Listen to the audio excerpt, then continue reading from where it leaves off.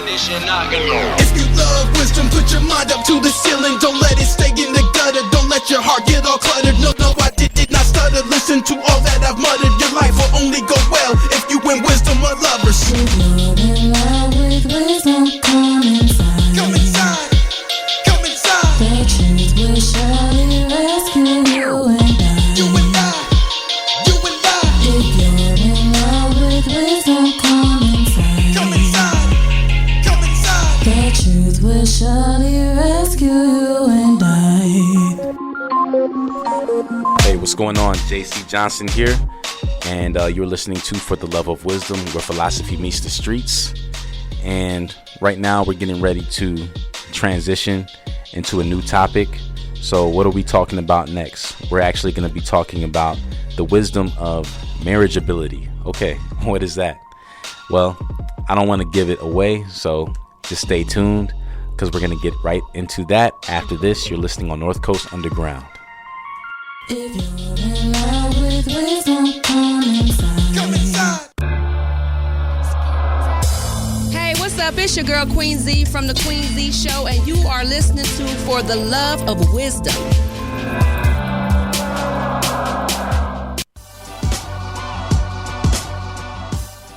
All right, what's going on? Welcome back. You're listening to For the Love of Wisdom, where philosophy meets the streets.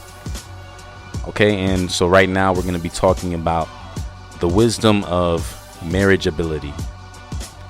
Now, if you're unfamiliar with that term, don't worry, because we're going to go over it a little bit before we jump into the topic. Last time we talked about controllability, and if you missed that episode, don't worry, it's going to be posted later on today, and you can catch that on iTunes, TuneIn Radio, Stitcher, Google Play Music, Spotify, anywhere where podcasts can be heard. And if you have an Alexa device, you can just say, hey Alexa, play For the Love of Wisdom, and it'll actually bring that up for you so you can listen to it hands-free, right? So if you're driving, or if there's any reason why you're not able to access this with your fingers, no problem. All you have to do is just speak it up and it'll be there for you. So, marriageability. What is this all about? Well, what does it mean, first of all, to be marriageable? You know, back in the day, there was a big concern about, being of marrying age. And people got married much younger than people do now, especially in the western part of the world, where, before it would have been normal for someone who is 16, 17 years old to be married already and maybe even expecting a child. Whereas now, people are pushing it back farther and farther. Even to get married at 25 is considered too young, or 30. People say, whoa, you're only 30. Why are you talking about marriage? But this has been historically something that has been normal all throughout history. It's only in recent years that people have been delaying marriage more and more. But outside of just marrying age, right, which can be debated, what age is that? To be marriageable means that you're basically fit for or capable of marriage. Now, if looking at that on the surface, who is fit or capable of marriage really? And it's only until you get married that you discover that marriage takes work. It's nothing easy. It's nothing that you can necessarily prepare for. It's not like you can take a college course on marriage and then all of a sudden, just be ready for it. It's something that takes time. It's something that takes patience. It takes love. It takes intelligence. It's not easy, right? But outside of it not being easy, it's also something that shouldn't be feared, because it's a wonderful thing. It's something that everyone should be able to experience. Not all people do experience it in this life, but it's a beautiful thing if you give yourself that opportunity. But it does take work. Another definition for marriageability or being marriageable is eligibility for marriage. And again, who is really eligible for that? Now, you could say, okay, somebody is an eligible bachelor or bachelorette or whatever because maybe they have a certain amount of money, or because they finished college, or because they're a certain age. But at the end of the day, you're not really ready for it until you begin it, right? It's like, you can't say, LeBron James was ready for the NBA the day he was born. No, you don't just get ready for that. You can't just say he was ready to dribble a basketball from the beginning, because someone had to teach him that, or maybe he had to teach himself, but he had to start somewhere. Everyone has to start somewhere. You're never just born ready for anything, especially something as serious as marriage. So let's take a look at this article about marriage. It was written by Crosswalk, and I think it's really it's really interesting. Gives something to think about. And it says, what does the Bible say about marriage? All right, so it says here, we can see that marriage is an intimate and complementing union between a man and a woman, in which the two become one physically in the whole of life. The purpose of marriage is to reflect the relationship of the Godhead and to serve him. So before going anywhere, we do have to take a look at that, because not everyone agrees on what marriage is really about. So according to this, if you are a believer in God, this is saying basically that marriage is supposed to reflect God. It's supposed to reflect the relationship of God the Father to God the Son. It's saying that marriage is supposed to reflect the relationship between God and his church. It's supposed to have many different meanings. It's supposed to really show something. It's not simply, oh, I love you, you love me, we're gonna live happily ever after on an island. No, it's really about reflecting God to the world, so that through marriage people can see God. And there's 3 lies here that the article deals with. One lie is, if you're not compatible, you may have married the wrong person. What do they have to say? God's truth says that marriage is a covenant relationship. Once you choose to marry, it's no longer up for debate as to whether your spouse is the quote-unquote right one. And I think that that's powerful. That's really important, because it's true, right? It's not about whether someone's the right one or not. Really, it's about, are you willing to be the right one? Not, is my spouse the right one? Are you willing to be that right one for that person? Are you willing to put in the work? Lie number 2, if you're not happy, don't stay in an unhappy situation. You deserve more. I'm sure you've heard that plenty of times. If you're in a relationship, whether it's marriage or dating or whatever, people always say, oh, you deserve so much more. You should be with someone that's really going to make you happy. But guess what? Again, it's about how much are you willing to put in, right? You're only going to get out as much as you put in.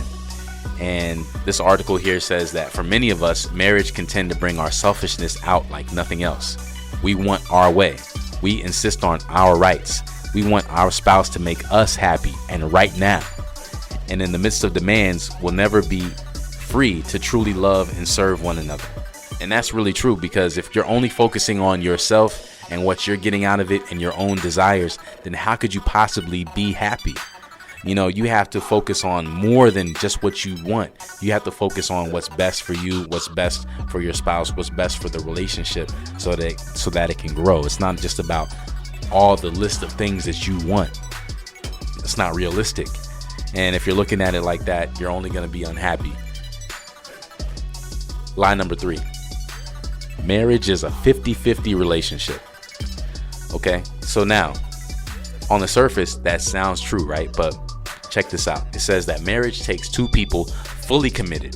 So 50-50 is not full commitment. That's only 50% commitment. And if you think about it, in school, if you get a 50% on your test, you don't say, wow, I'm so glad I got half right. No, you're going to be disappointed, because 50% means that you fail. In a lot of schools, even 60% is failing. So saying you got it halfway is nothing to celebrate about. But according to this, it will take full effort of 100 to have a strong relationship, which will thrive over time. So 50-50 is not good enough. 60-60, 60-40, it's not good enough. Anything like that is not good enough. It needs to be both people putting their all into the relationship. So what is being marriageable about?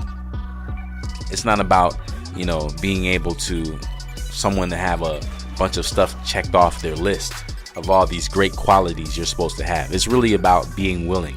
Are you willing to love a person more than you love yourself? That's the true challenge. That's what it really means to be marriageable. But more on that after this. You're listening to North Coast Underground, where the underground starts with you.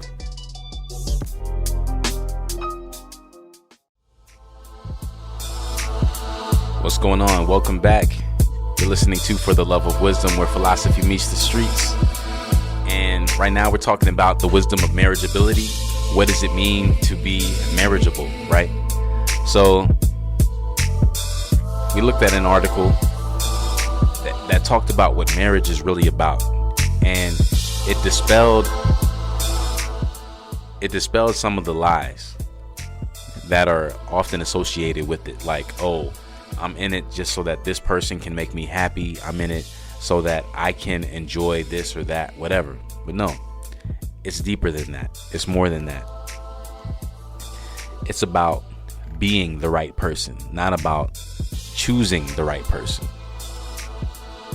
Because how can you possibly know that? How can you have that amount of control to be able to determine how a person is going to be on Monday or Wednesday or Saturday? You don't know. All you know is what you can see and what's being presented to you. And people can present anything to you. That's why it's more important to focus on you. It's more important to focus on being the right person as opposed to finding the right person. So here's some quotes about marriage that I think are really positive and kind of help to paint a picture of this topic. Happy is the man who finds a true friend, and far happier is he who finds that true friend in his wife. That's from Franz Schubert. What does St. Jerome have to say? Marriage is good for those who are afraid to sleep alone at night. That's very practical, but it's true. Here's one from Joseph Campbell. When people get married because they think it's a long-time love affair, they'll be divorced very soon, because all love affairs end in disappointment. But marriage is a recognition of a spiritual identity. That's a pretty good one right there. Here's one from Jessica Simpson. A marriage doesn't have to be perfect, but you can be perfect for each other. That says so much. It says so much. It's not about that person being perfect or you being perfect, but you just being right for each other. And what does that mean? It means that this person you're with is somebody who's ultimately going to help you to get over your selfishness. Somebody that's going to help you to see life in a different way, in a more clear way than what you're seeing right now, because maybe you don't have the full picture. Maybe your scope is limited, and this person will help to broaden your perspective. All right, what does the Bible have to say? In John chapter 13, verses 34 and 35, it says, I give you a new command. Love each other. You must love each other just as I loved you. All people will know that you are my followers if you love each other. And, this is really important. What is being said here? People will know that you are for real.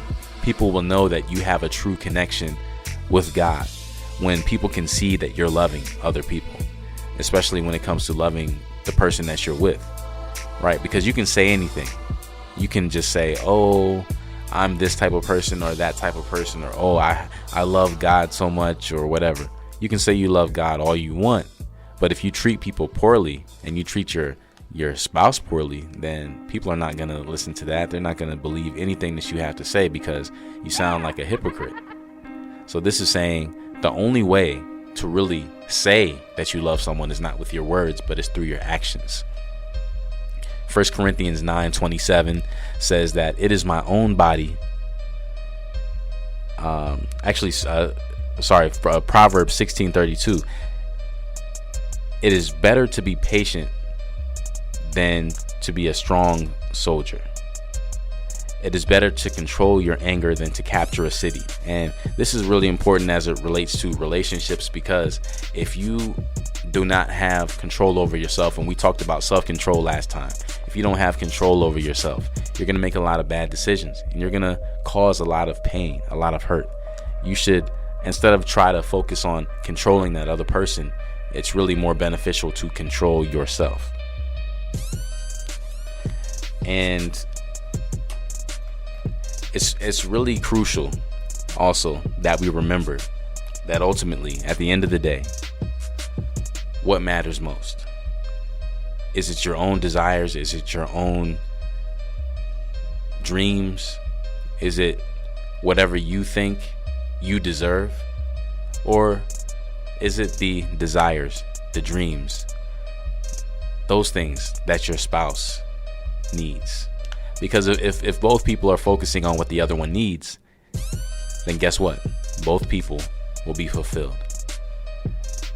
If you want to have true marriageability, if you're a single person and you're not married yet, one of the things to remember is you're not going to become marriageable by spending all your time in places where people who are looking for a marriage partner are not, right? So maybe spending all the time at the club, looking for somebody, maybe that's not the best place to go.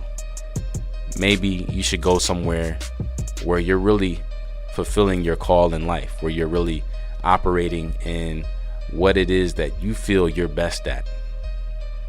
Because it's in those places that you'll probably come in contact with like-minded people, people who respect what you do, people who understand what you do, and people who will be able to stand with you.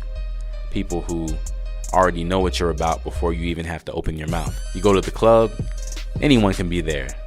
It could be a doctor, it could be a serial killer, it could be a pedophile, anybody could be there. You don't know who you're meeting, right? I mean, I guess that's true about any place, but what I'm saying is that when you go to a place that is in your element, a place where your giftings are being used, then you're going to attract people who either have those same giftings or who appreciate those kinds of giftings. Also, when it even just comes to your physical body, choosing who you share that with is really important. If you want to be marriageable, focus less on giving yourself away and focus more on pouring into yourself, becoming the best you that you possibly can be. And you'll set yourself up for success doing that. So we'll have to discuss more on that another time, maybe a part 2 of this, but you're listening to For the Love of Wisdom on North Coast Underground, where the underground starts with you. Knowledge is power, power is money, and money makes the world go round. Money, power, respect, I get it higher, learning, yeah, I'm with it. Only get better with time, keep got on my mind with wisdom, there's no limit. There's no limit, get up and get it. Can achieve the impossible, conquer every obstacle. Exhausted from grinding, constantly pushing, do what they say I could. Life is what you make it. Knowledge is power, don't let them take it. If you're in